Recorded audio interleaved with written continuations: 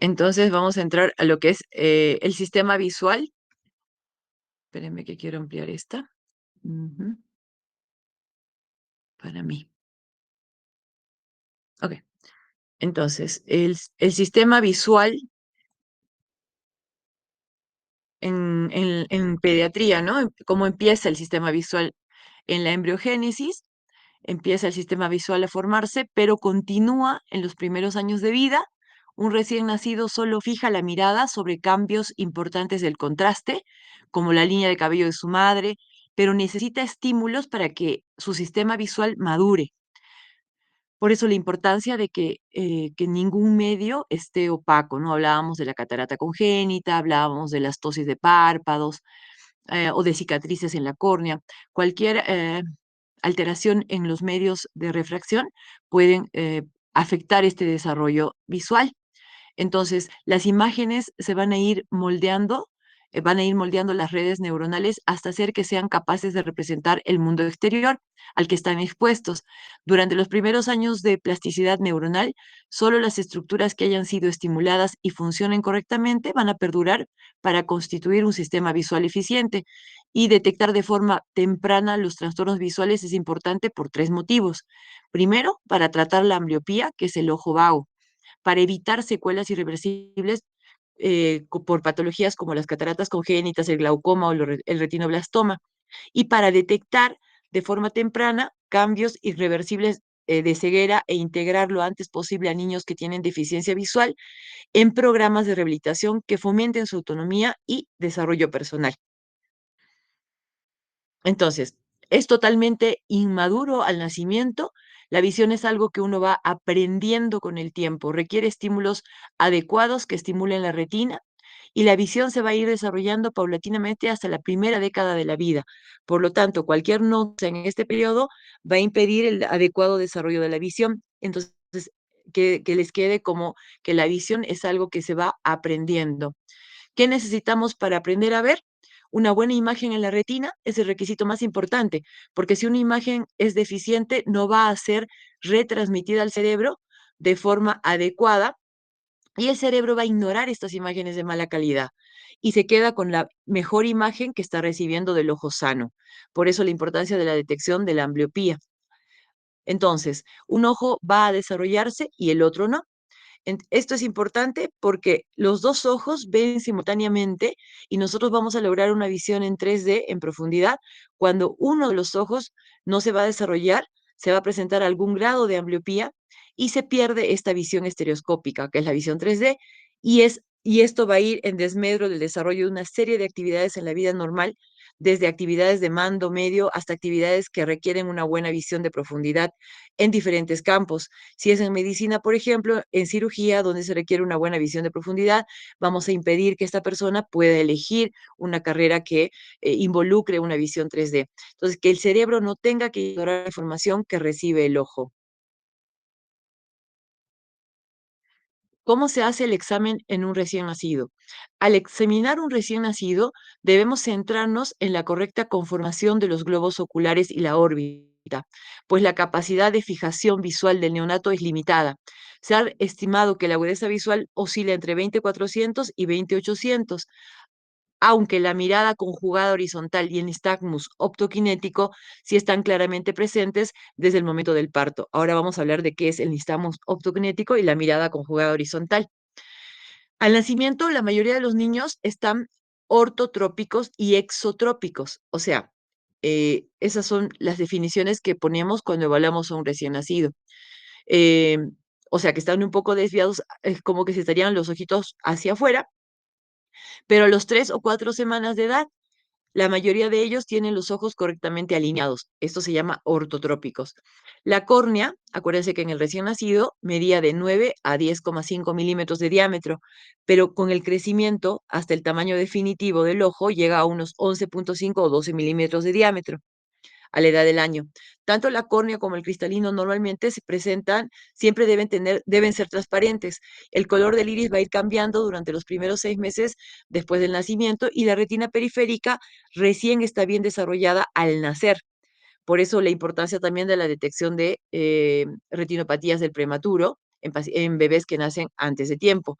La mácula, en cambio, es inmadura y la mácula es la que recibe la información y continúa su desarrollo hasta los 4 años de edad.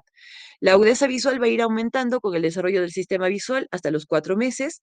Se estima que ya a esta edad tienen un 20/200 y ya a los 4 años de vida ya tienen una agudeza visual como de adulto, de 20/40 a 20/20.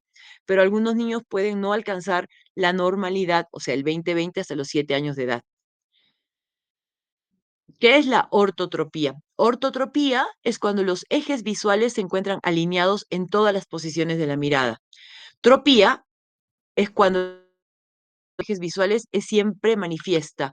Y foria, cuando la desvisión se produce ante algunas circunstancias concretas. Entonces, cuando le decimos que están desviados los ojos en forma permanente, por ejemplo, vienen los padres de familia y nos dicen, se desvía los ojos.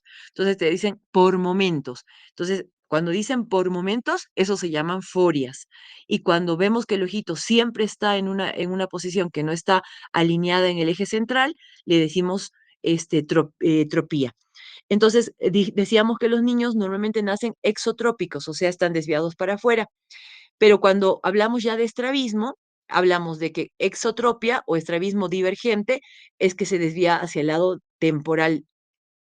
Y la mirada conjugada horizontal es cuando los dos ojos se pueden mover en una misma dirección, de un lado al otro al mismo tiempo. Esa es mirada conjugada horizontal. Y el nistagmus optoquinético es el movimiento rítmico o es una oscilación rítmica involuntaria de uno o ambos ojos que puede presentarse a cualquier edad. La palabra optoquinético habla de que se produce cuando seguimos los objetos en movimiento. Por ejemplo, si estamos en un vehículo y tratamos de mirar a través de la ventana y queremos, por ejemplo, estamos pasando por un bosque y queremos mirar un árbol en específico del bosque, hacemos este nistagmus optoquinético, ¿sí? O sea, que los queremos, estando en movimiento, queremos fijar la visión, pero este ojito va como queriendo, se hace oscilaciones rítmicas en la dirección horizontal. Otra definición, ortoforia. Entonces, ortotropía, ya saben lo que es. Ortoforia es el reflejo de ambos ojos que se encuentra centrado en las pupilas, lo que indica que no hay una desviación. El reflejo es la luz que podemos alumbrar con una linterna y es el reflejo que da en el centro de la pupila. Endotropía es el reflejo de uno de los ojos que se encuentra en la parte temporal del ojo. Y exotropía, cuando el reflejo de uno de los ojos se encuentra en la parte nasal. Eso significa que están desviados los ojitos. Hay un test que se utiliza para hacer esto, para poder ver estos tipos de estrabismo, que se llama test de Hisberg, donde podemos, con la luz, con la linterna, alumbramos y vemos, por ejemplo, en el primer dibujito, esotropía, como el ojito derecho, la luz le da en la parte temporal a nivel de la pupila. Hipertropia, el ojito derecho está desviado hacia arriba y la luz se ve enfocada en la parte inferior de la pupila, exotropia en la parte nasal del iris y hipotropia en la parte superior de la pupila. Entonces, esas serían las diferentes evaluaciones que se pueden hacer y cómo se describen entonces los diferentes tipos de estrabismo. Respecto a los hitos del desarrollo visual, decimos entonces que un recién nacido tiene una motilidad ocular incompleta. Por eso hablamos de estrabismos intermitentes, o sea, que se desvían intermitentemente un ojo o el otro. La agudeza visual del recién nacido, hemos dicho que es un 20/400 o 20/800, y ya al mes o mes y medio ya tienen la fijación de la mirada. A los 2 meses hacen seguimiento con su mirada hasta 90 grados y la agudeza visual es de 20/200. A los 4 meses, la motilidad ocular ya está completa, hay un alineamiento ocular y ya existe la estereopsis, la visión en profundidad, un seguimiento a 180 grados y una agudeza visual de 20/100. Al año, ya la agudeza visual es de 20/40, a los 2 años de 20/20, que hemos dicho que es a los 2 hasta los 4 años, aunque algunos ya desarrollan la visión hasta los 7 años. A los 8 o 9 años ya se finaliza el desarrollo de las vías visuales, entonces es importante la detección temprana de cualquier vicio de refracción que haga que el paciente no tenga o desarrolle una ambliopía. Pero últimos estudios se ha demostrado que si un paciente, por ejemplo, tiene una agudeza visual, es amblíope, pero el porcentaje es lo importante. Entonces, si es una ambliopía de 20-40, todavía se puede llegar a estimular ese ojito hasta los 21 años. O sea, que nunca es tan tarde, hay que intentarlo siempre, nunca dejar a un paciente amblíope. Bien, ahora vamos a pasar a la exploración oftalmológica. Entonces, en los recién nacidos, en el lactante y en los niños. ¿Qué es lo que valoramos, no? En el recién nacido siempre es importante valorar los antecedentes familiares y personales, sobre todo cuando hablamos de menores de 35 semanas o menor a 1,5 kilos de peso, podemos detectar la retinopatía del prematuro. Se hace la inspección de los ojos, se ve cómo son los tamaños, se ven las córneas, se ven las asimetrías que puedan tener en la córnea o en el globo ocular, y también podemos ver el reflejo pupilar.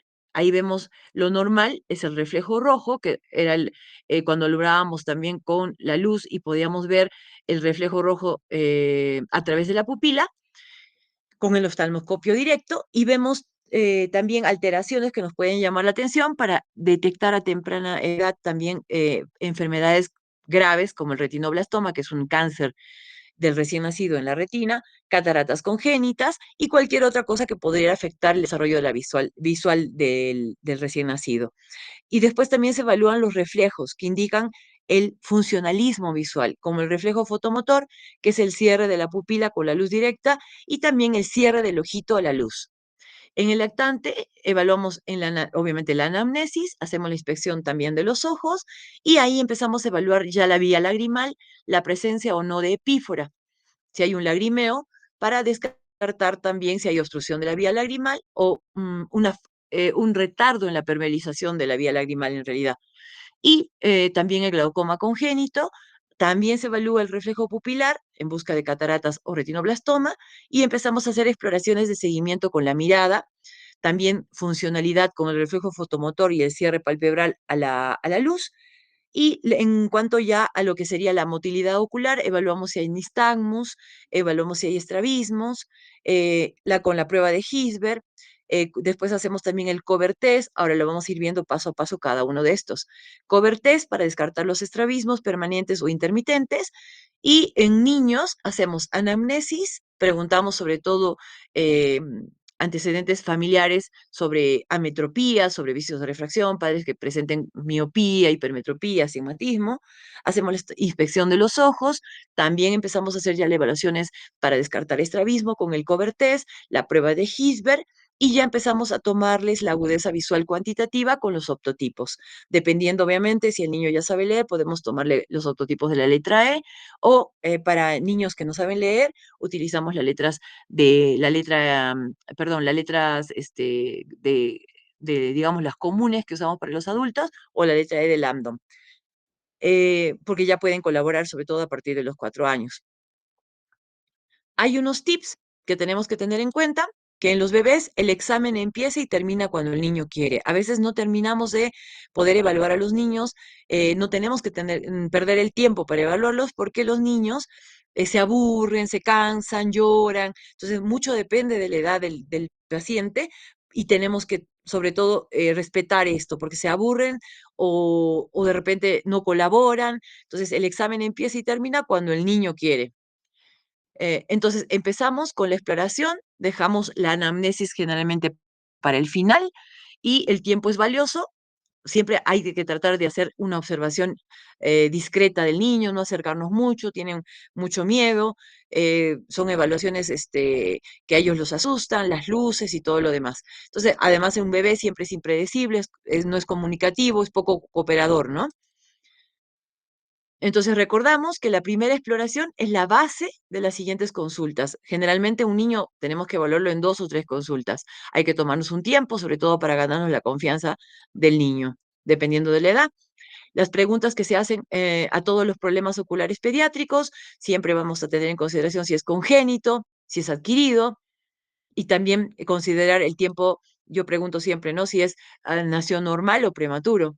Entonces, primero, realizar los exámenes de no contacto, no acercarnos mucho al niño, hacer el cover test, el test de fijación, el reflejo rojo, y muchas veces rechazan ellos el contacto físico con un extraño, se molestan. Entonces ya en ese momento decimos, bueno, listo, nos vemos la próxima cita, porque no vamos a poder hacer nada. Entonces siempre hay que explicar eso a los padres, que no siempre se puede hacer toda la evaluación completa. Entonces, el instrumental básico para un examen oftalmológico infantil adecuado es simple y de fácil obtención en una consulta ambulatoria. Siempre considerar la linternita, la cartilla de optotipos, puede ser la tabla de Snellen o similar por edad y el oftalmoscopio. La anamnesis siempre vamos a tener en consideración eh, qué es lo que nos comenta el padre. Siempre se anota, refieren que desvía, entonces a veces nos pueden mostrar fotos, porque en el momento que lo estamos evaluando capaz que no lo notamos. Siempre es bueno esto. Cuáles son las preocupaciones de los padres.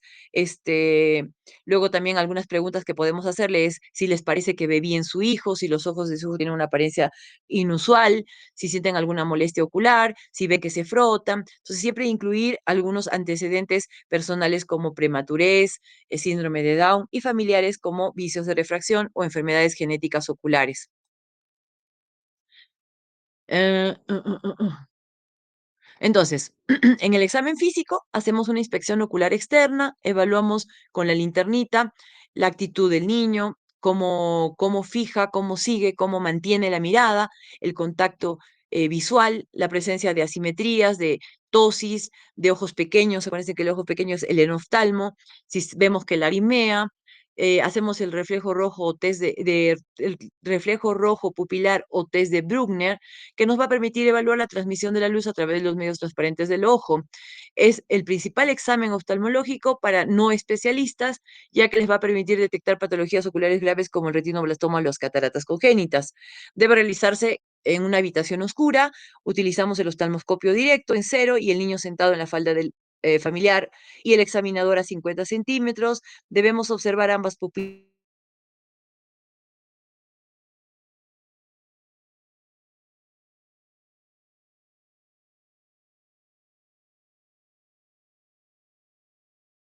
rojizo, naranjo rojizo, bilateral y simétrico. Cosas corneales, cataratas, hemorragias vítreas, anormalidades retinales como retinoblastoma, coloboma y vicios de refracción. También altos como astigmatismos altos, miopes altos, ese reflejo puede ser diferente entre un ojo y el otro. Y también cuando hay desviaciones de la mirada o estrabismos. Cualquier alteración en este reflejo vamos a tener que referirlo, si somos médicos generales, a un especialista. Después, el otro examen que debemos hacer es el examen pupilar. Lo realizamos con una luz ambiental. En ese examen vemos la simetría, la forma de la pupila y luego bajo la luz de la linterna observamos el reflejo fotomotor directo y consensual. Luego vemos la motilidad ocular. Ahí vamos a evaluar movimientos verticales, horizontales. Acuérdense de ensemiología, donde veíamos para dónde se movían cada ojito según los músculos que se involucraban. También hacemos la Prisberg, que es la que les mostré hace rato, donde buscamos observar el reflejo de la luz, pero el reflejo que da la luz en la córnea. Entonces ya les mostré más o menos deberían estar centrados y si nos dan en cualquier otra parte que no sea en el centro de la pupila, ya podemos ir en búsqueda con el cover test de algún estrabismo. El cover test busca detectar forias, que dijimos que son desviaciones no permanentes, o estrabismos intermitentes, o sea, desviaciones que por un momento se desvía un ojo o por un momento se desvía el otro, se alternan y se realiza con el niño fijando la vista a un objeto pequeño a una distancia de 3 metros del examinador y luego se va cubriendo, por eso se llama cover. Se cubre un ojo y se observa el contrario, o sea, vamos viendo qué va pasando con cada ojo por separado, tapándolos. Si existe una tropía, o sea, un estrabismo continuo, el ojo desviado se moverá al tapar el ojo normal para permitir fijar la vista. En cambio, si existe una foria, o sea, un estrabismo intermitente, el ojo con mal alineamiento se moverá a su posición normal cuando se descubra. Ahora les voy a mostrar los dibujitos de esto. En cuanto a lo que es la agudeza visual, también hemos dicho que se puede ya tomar de manera cuantitativa a partir de que el niño colabore y ya podemos hacer una cuantificación de su agudeza visual. Y ya sabemos que los niños de 4 años ya deberían ver 20/20 y también se hace el fondo de ojos. Bueno, en este caso se lo tiene que hacer con la pupila dilatada. En caso, sobre todo, fondo de ojo es imprescindible en pacientes prematuros. Bien, entonces, ¿cuáles son las técnicas de valoración oftalmológica? Habíamos dicho el reflejo rojo pupilar, que es la prueba de Brugner.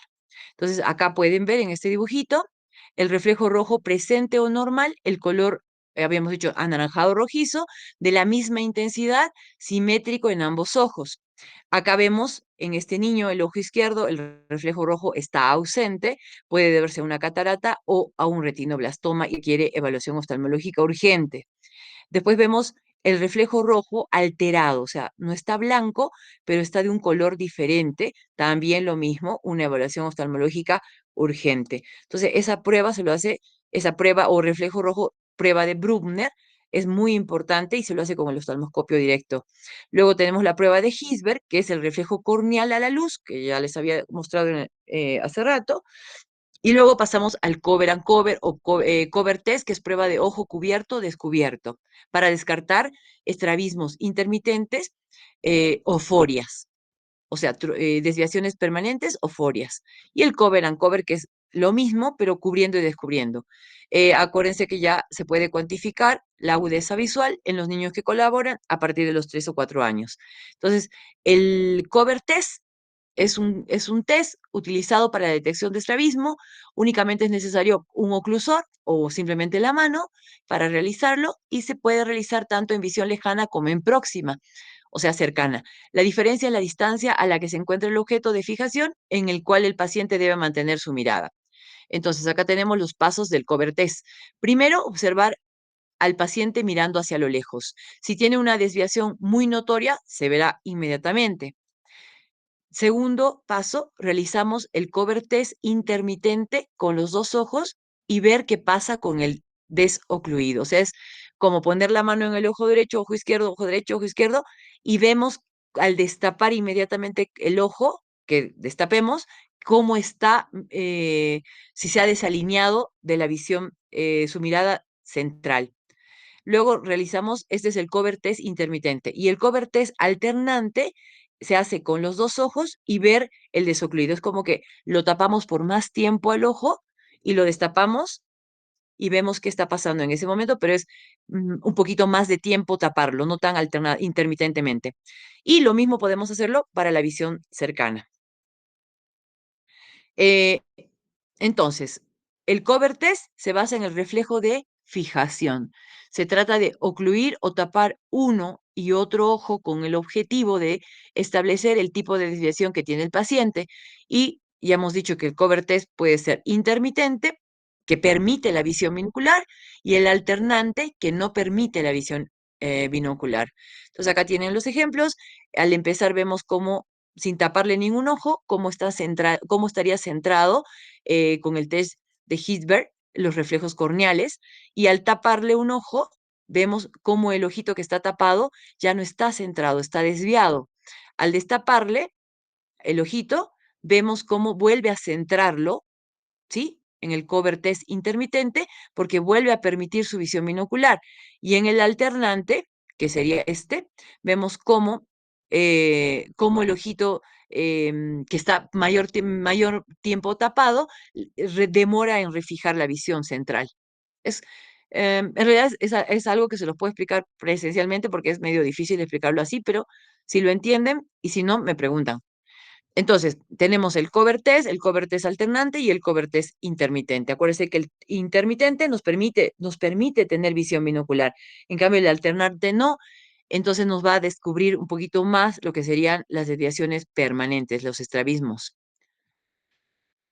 Luego tenemos los diferentes tipos de optotipos que se utilizan según las edades. Entonces, cuando los niños son muy bebitos, muy niñitos, no colaboran, no saben distinguir figuras, entonces utilizamos el test de la mirada preferencial, que serían como paletitas que se van mostrando, que como verán acá en el dibujito, cada paletita tiene líneas cada vez más delgaditas. Entonces, uno pone la paleta, esta paleta gris, sobre la primera paleta, destapa la paleta hacia un lado y el niño, si le llama la atención, sigue esa paleta.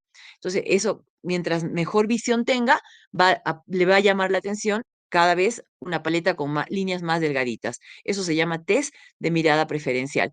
Y luego ya utilizamos estos que son ya optotipos de cartel de Snellen para cuantificar ya la agudeza visual, que se pueden utilizar la letra E o las figuras que usamos para adultos, o la C también.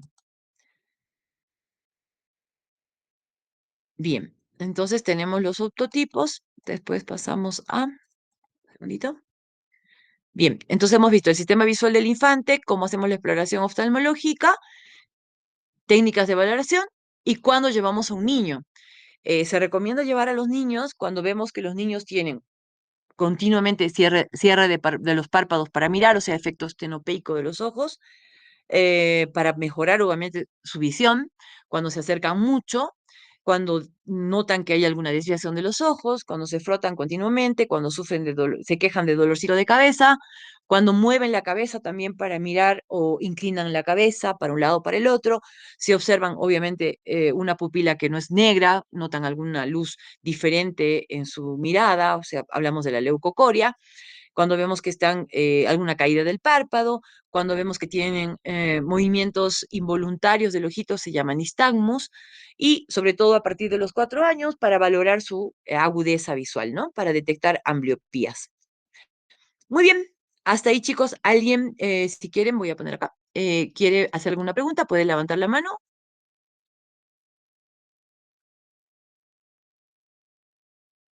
Bien, seguimos entonces. Bueno, vamos a pasar a lo que serían malformaciones. Entonces, son muy variadas las patologías de carácter malformativo que puede presentar el niño. Hablamos de anoftalmos cuando nacen sin globo ocular, como en la primera figura que está acá. Nanoftalmos, la segunda figura, cuando vemos que un ojito es diferente al otro en tamaño, por eso la observación de la órbita y el globo ocular, y comparar la simetría entre ambos. Eso se llama microoftalmos y colobomas. Entonces, colobomas lo habíamos visto también en la clase de embriología, cuando le falta un pedazo, digamos, de cierre embriológico, puede ser un coloboma desde el iris hasta inclusive un coloboma a nivel de la retina. Esto sería un coloboma de retina. Luego tenemos la aniridia, que es una enfermedad muy infrecuente, perdón, con una prevalencia de 1 en 8.000. Es así cuando no hay una ausencia congénita del iris.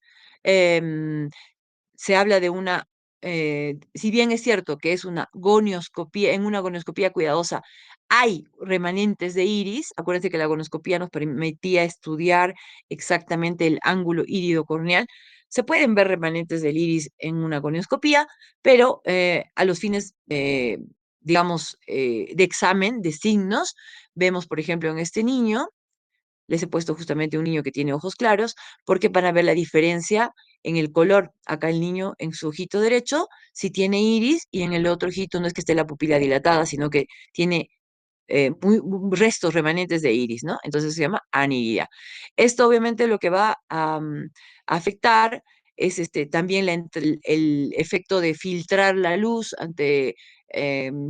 cuando se cierra, cuando salimos a la luz, o sea, no va a haber ese movimiento, van a tener una mala visión cercana, porque acuérdense que la pupila también, cuando se cierra el iris, la pupila, o sea, la pupila se contrae, también forma parte de la acomodación en visión cercana. También es como un síndrome, entonces podemos ver que se va asociado también con alteraciones en el desarrollo de la visión, no hay un buen desarrollo macular, también se habla que está asociado a tumor de Wills, donde es un tumor del riñón, un cáncer del riñón, nefroblastomas, que están asociados también con esta aniridia. Entonces, cuando vemos esto, tenemos que también indagar un poquito más qué otra patología puede estar asociada. En cuanto a los párpados, vamos a ver que muchos padres te dicen que tiene desviados los ojitos, pero lo que normalmente pueden tener es esto que se llama epicanthus. Entonces, el epicanthus es una malformación muy frecuente de los párpados de los niños, pero que no afecta el desarrollo de la visión y puede confundirse con un estrabismo convergente. Ellos te dicen que el ojito está para adentro. Otra cosa que tenemos que detectar son las tosis, que habíamos dicho que existían las tosis mecánicas, por ejemplo, por algún angioma en el párpado. Bueno, mientras no afecte el eje visual, no hay problema. Pero si vemos, acá tenemos el reflejo de Hirschberg, como el ojo izquierdo tiene una tosis que casi le tapa la mitad de la pupila. Entonces, si vemos que sí le tapa alteraría el desarrollo de la visión de ese ojito, tendría que operarse. Em, Luego, ¿qué más? Bueno, acá tenemos el síndrome de Horner, ¿no? Que ya habíamos visto en semiología, la tosis, la miosis, la enoftalmía, todo lo que se asocia, que puede presentarse también con el tema de los párpados.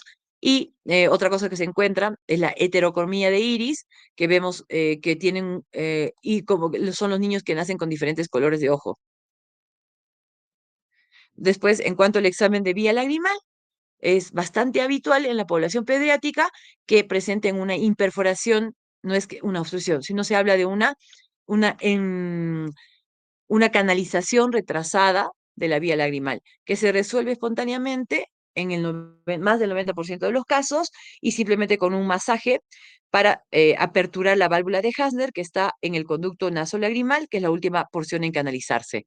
Entonces tenemos la técnica de Krigler, que es la técnica que te enseña cómo debes hacer los masajes en los niños para poder, con el dedo índice, ejercer presión sobre la zona del canalículo común para evitar la regurgitación del material a través del conducto del punto lagrimal. El dedo se desplaza hacia abajo con firmeza sobre el plano óseo para incrementar la presión hidrostática dentro del saco lagrimal y el conducto lagrimal. Y esto debe realizarse, este masaje, por lo menos 3 veces al día, y en cada una de estas ocasiones se ejercerá una presión de 5 a 10 veces. Esta es la técnica de Krigler, que es la que permite desobstruir o de alguna manera aperturar esta canalización retrasada del conducto lagrimal. Si no logramos esto, ya tenemos que hacer una dacriosistorrinostomía, que básicamente es formar un conducto con una sutura de las paredes de los huesos propios de la nariz para que ese conducto que se está creando pase la lágrima. Si persiste, ya sea por una anomalía craneofacial, bajo anestesia general, obviamente que es diferente a esto. Obviamente que podemos esperar, y hay que recomendar a los papás que pueden esperar inclusive hasta los 2 años de vida, no hay ningún problema, con este tipo de problema de la recanalización tardía. Ujú. Bien, hasta ahí, chicos, ¿alguna pregunta? Me voy a, me dan un segundito.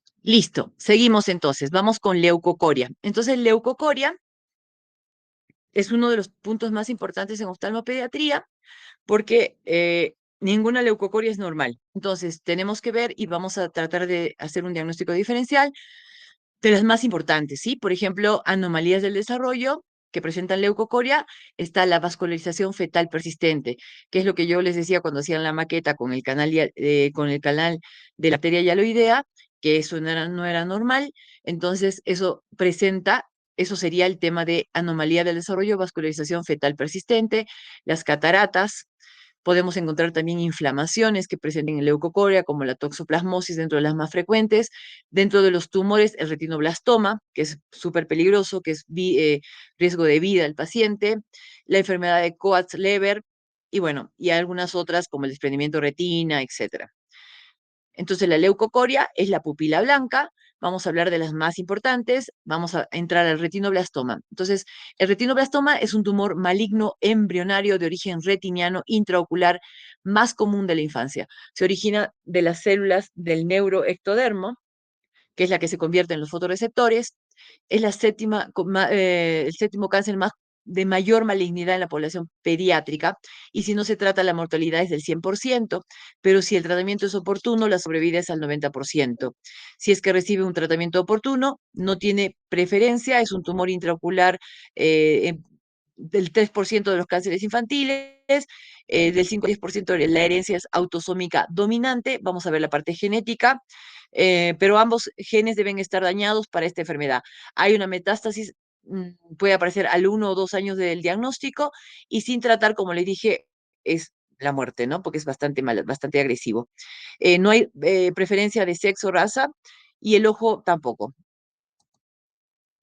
Entonces, cuando hablan de una herencia de carácter hereditario por mutación germinal, el problema de esto es que muchas personas tienen hijos que tienen retinoblastoma, le hacen el estudio genético, ponte que ambos padres tengan de cierta manera puedan heredar sus hijos, se les explica que no pueden tener hijos y lo mismo lo hacen, entonces el tratamiento termina siendo la enucleación, o sea, sacarle el ojito al niño, terminan siendo niños ciegos, obviamente porque hay que extraer el ojo antes de que tenga metástasis, porque hay un mayor riesgo, si no hay tratamiento oportuno, hay metástasis, que es, como les dije, es bastante agresivo.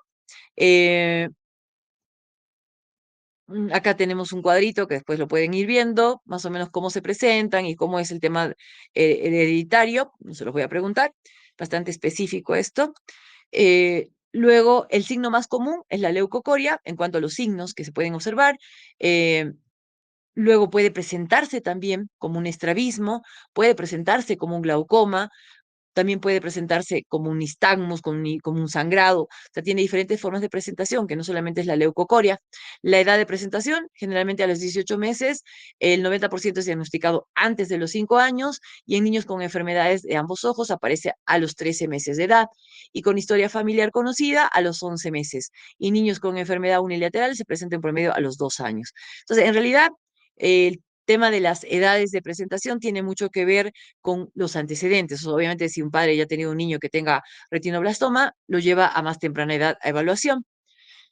Es muy importante, como les dije, el tema de la genética, entonces se ha avanzado mucho en esto, se hacen estudios de cariotipo y estudios genéticos moleculares, pero siempre termina siendo, porque como dice acá, ¿no? Pacientes con mutación germinal pueden potencialmente tener miembros de su familia afectada, padres, hermanos e hijos deben ser evaluados. Si un niño ha sido detectado, todos los hermanos deben ser evaluados. Entonces, el diagnóstico, viendo la retina, básicamente, en los niños se tiene que hacer muchos de estos exámenes bajo anestesia general, por eso dificulta mucho su evaluación. Se hace también una ecografía, ultrasonido, se mide el tumor, dónde está la localización del tumor, hasta dónde abarca, y se pide también tomografías asociadas para ver si hay o no metástasis de cabeza, órbita, y luego también con contraste. De acuerdo a la patología, se va viendo si es exofítico, endofítico, mixto. Bueno, esto es ya muy específico, no se los muestro, pero de acuerdo a esto se va haciendo una determinación qué tipo de tratamiento puede recibir el paciente. Bien, esto ya. El tratamiento básicamente es lograr la cura del paciente preservando su visión y minimizando los efectos secundarios propios del tratamiento. Eh, en cuanto a lo que es las secuelas del tratamiento, lamentablemente quedan bastante mal. Eh, hay tratamientos donde se les pone como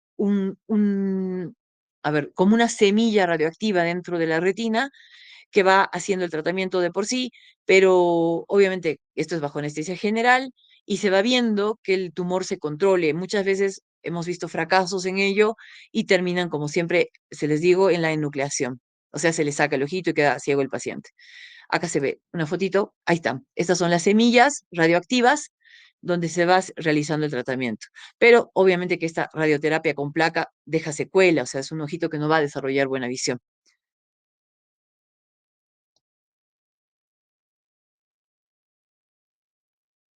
Vamos a ver ahora lo que es vascularización fetal persistente. Entonces, la persistencia de vasculatura fetal vitrohiperplásico primario se llama, es una malformación congénita en la cual se observa una masa detrás del cristalino debido a la no involución de la arteria hialoidea. Entonces, esto va a persistir, persiste un eje de tejido fibrovascular que conecta el nervio óptico con el cristalino y suele afectar a un solo ojo y a veces se acompaña de microoftalmos, o sea, de un ojo pequeño. El pronóstico es malo porque se asocia a catarata, glaucoma y con frecuencia va a llevar a la tisis ocular, o sea, a un ojo que no se ha desarrollado. Acá tenemos una fotito donde podemos ver el tejido fibrovascular que se llama papila de Vermeisten. Luego, esto también puede provocar la catarata o un desprendimiento de retina, según el grado de fibrosis que tenga, como en esta foto. Tiene una catarata y se está viendo también tejido fibrovascular, algo como esto. Bien. Lo otro que vamos a ver, y bastante importante, es la retinopatía de la prematuridad o fibroplasia retrolental, se llama. La retinopatía del prematuro es una retinopatía neovascular, o sea que estamos hablando de hipoxia. Hay algo que está generando hipoxia y esto es debido en los prematuros, generalmente que se asocian a bajo peso al nacer o menos de 35 semanas de vida. Ello, ¿por qué? Porque son niños que no han terminado el desarrollo de la retina. Entonces, el desarrollo completo de la vascularización en la retina es al nacimiento. Entonces, eh, en todo niño que tenga estas características o estos antecedentes de neonato, tenemos que hacer una evaluación inmediata de la retina. O sea, el oftalmólogo tiene que ver cómo está la retina, hasta dónde ha desarrollado la retina, su vascularización, y de acuerdo a cómo encuentra este desarrollo, va haciendo observaciones que pueden ser diarias, interdiarias. No hace falta anestesia general, pero depende, ¿no? Si va a hacer tratamiento como en la fotito, sí, hay que hacerlo bajo anestesia porque el bebé no se puede mover. Y el tratamiento es fotocoagulación, o sea, destruir los vasos que empiezan a aparecer en la retina como parte de la hipoxia que presenta. El problema es las secuelas que deja. Entonces, bueno, acá lo que les pongo acá es la prevención, básicamente de esto, es la oxigenoterapia durante el menor tiempo posible y monitorizada, y las evaluaciones constantes del desarrollo de la retina. El tratamiento, eliminar todo tejido avascular usando el láser argón, el láser diodo o la criocoagulación. En los casos graves, en los que el tejido fibroso tracciona de la retina y progresa hacia el desprendimiento de retina, puede ser necesario el tratamiento quirúrgico, como un paciente de desprendimiento de retina. La vitamina E durante los periodos de hiperoxia pudiera tener un efecto protector y actualmente se está iniciando el uso de fármacos antiangiogénicos, como los habíamos hablado en retinopatía diabética, para eliminar esa neovascularización. Y lo último que vamos a ver es la toxoplasmosis congénita. Entonces, toxoplasmosis congénita forma parte de la tríada de Sabin, cororetinitis, hidrocefalia y calcificaciones cerebrales. Entonces, la toxoplasmosis congénita afecta a la retina y el humor vítreo, en donde va a haber una reacción inflamatoria secundaria, lesiones locales blanco-amarillentas, que las vemos acá. El problema es que generalmente estas lesiones son sobre el área de la mácula. Entonces, es bien parecida la lesión a una degeneración macular de un paciente adulto eh, seca, a una degeneración macular atrófica seca o cicatrizal. Entonces, este paciente obviamente nunca va a desarrollar visión central. Puede presentar también estrabismo y todo lo demás porque no tiene fijación. Entonces, el diagnóstico, obviamente, se lo hace inclusive como yo acá en el embarazo, siempre le piden esos análisis a las embarazadas. En realidad no tiene un tratamiento porque si afecta esto y ya lo tenemos así al nacer, no, lamentablemente va a ser un niño que va a requerir una rehabilitación visual. Generalmente no se presenta en los dos ojos y eso es bueno. Pueden haber lesiones satélites como estas y no necesariamente tener este grado de afección, ¿no? Pero esta lesión, eh, lamentablemente, como ven, está en la mácula y no va a poder permitir el desarrollo de una visión en ese paciente. Bien, chicos, eso es todo. ¿Alguien tiene alguna pregunta? Ay, me voy afuera.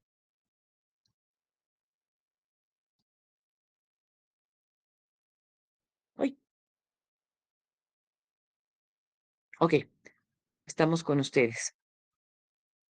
¿Alguien más que quiera hacer algún comentario, alguna pregunta de la clase de oftalmopediatría? Claudia, te escucho. Doctora, buenas tardes, ¿cómo está? Le quería Bien, hija, bien. consultar al momento. Al momento de hacer el cover and cover, ¿se tiene que hacer en un lugar con luz natural o con iluminación especial para ver tal vez el reflejo de la pupila No, o luz no tiene ambiental nada que ver? con luz, ¿no? Cuando decimos cámara, cuartos oscuros, es sobre todo cuando tenemos que evaluar las pupilas, ¿no? Pero cuando tenemos que hacer una evaluación de forma, de ubicación de los ojitos, no, lo hacemos con luz natural, con luz, no en oscuridad, Gracias, porque lo que doctora. tienes que ver ahí es la Ah, sí, sí, desviación, ya sí. hija. Ya, gracias, doctora. Claudia, no sé si te puse presente, me parece que llegaste muy tarde, Doctora, entre 15, no, no, o no te me puse. pudo presente. No, no, doctora. Bueno, terminamos esto si alguien más tiene alguna pregunta y me dicen quiénes no tienen su presente, chicos. ¿Alguien más?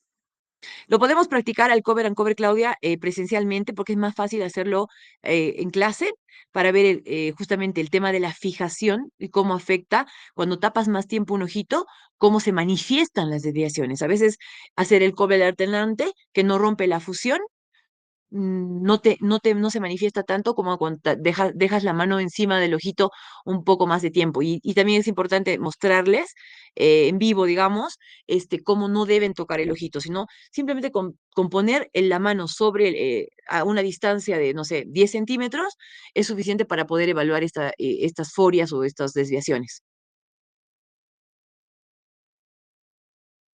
¿Alguien más, chicos? Ok. Si les quedó todo clarísimo, entonces ya tenemos listas las preguntas para el lunes. Nos vemos el lunes, chicos, en el examen. A ver, les voy a llamar, no sé si alguien más me quiere dar su presente. Voy a poner acá que llegaron Doctora, tarde. Lo ponemos. yo, doctora, por favor. Yo, doctora, Espérame un por segundito, favor. hija.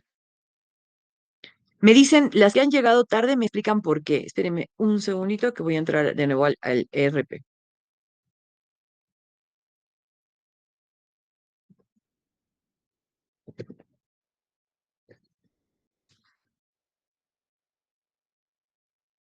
Ujú.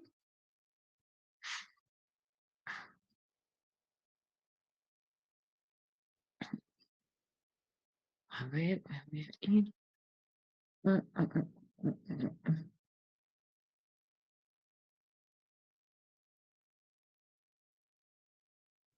Ya, espérenme un segundito. Ya, entonces,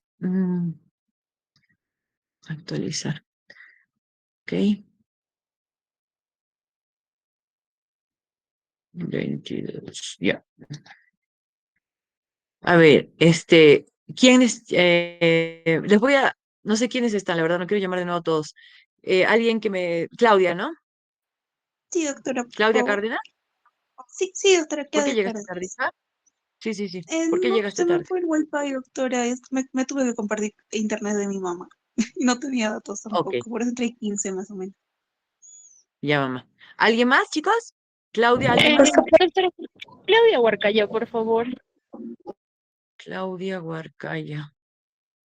¿Ya? Huarcaya. ¿Por qué llegaste tarde, Claudia Huarcaya?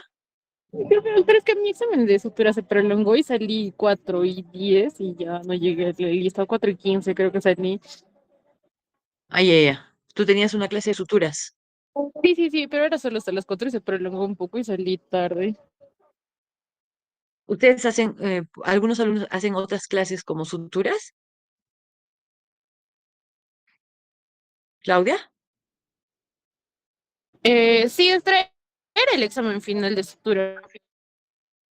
Ah, ok. ¿Alguien más? Vascope, doctora, por favor. Lucero Vascope. ¿También estabas en tu clase de suturas?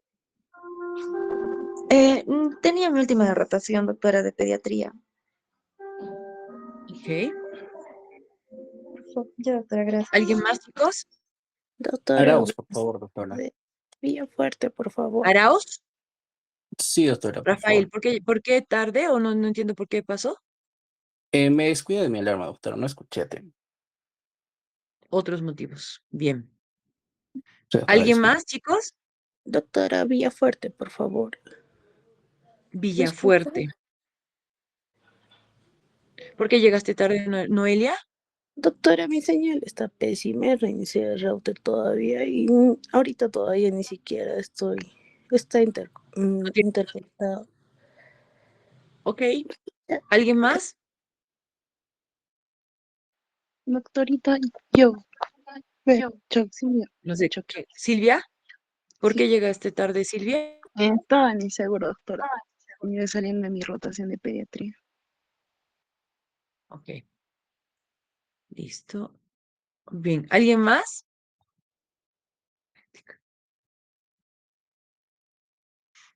Patrick no vino, ¿no? Y ¿quién más me falta de los que están acá? Ya. Melanie Lalesca Paucar y Rafael Nishiyama. Son los que me faltaban. No están, ¿verdad? Bien. Listo, chicos. Entonces el lunes nos vemos para el examen. Está ¿Alguien bien, más quiere hacer doctora, una consulta? gracias. Dale. Buenas tardes, Hasta luego, chicos. doctora. Buenas Estudien. tardes. Chau, Doctora, chau. buenas tardes. Buenas tardes, hija.